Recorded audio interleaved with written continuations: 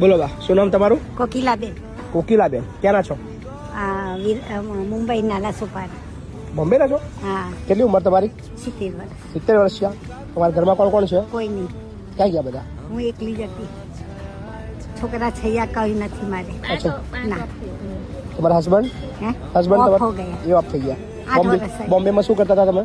હું રસોઈ કરવા જતી. રસોઈ કરવા જતા હતા? જમવાનું બનાવતા હતા બધાનું? હા. ઘરે ઘરે જઈને? ઘરે ને એટલે 2 ઘર જ બાંધેલા હતા. અચ્છા. હા. કેટલા વર્ષથી એકલા છો? હું 8 વર્ષથી. 8 વર્ષથી એકલા છો?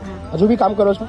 તો હમણાંથી છોડી દીધું છે. પહેલા હું છે ને તે વિરાર રસોઈ કરીને પછી વિરાર સ્ટેશન આગળ રસોઈ કરીને 2 જણ પછી હું બોરીવલી રસોઈ કરતી. અચ્છા. બોરીવલી જમી કરીને બપોરે નીકળીને બાજુમાં જ ઘર હતું ને ત્યાં હું થેપલા વણવા જતી હતી. વાહ, બહુ કામ કરી દીધા તમે તો. બહુ કામ કરી.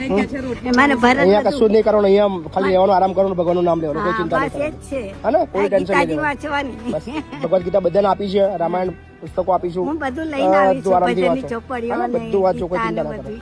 બરાબર ને? હા.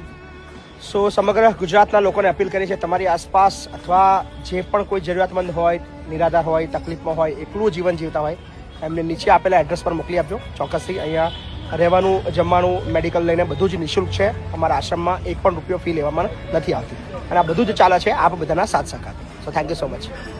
ચલો બા, આરામ મારે કરો. ખાલી છે ને બીપી જ છે, બીજું કાંઈ નથી. કોઈ ચિંતા ના કરો, દવા બવા બધું કરાવીશું, ટેન્શન ના લે. હે ને? હા.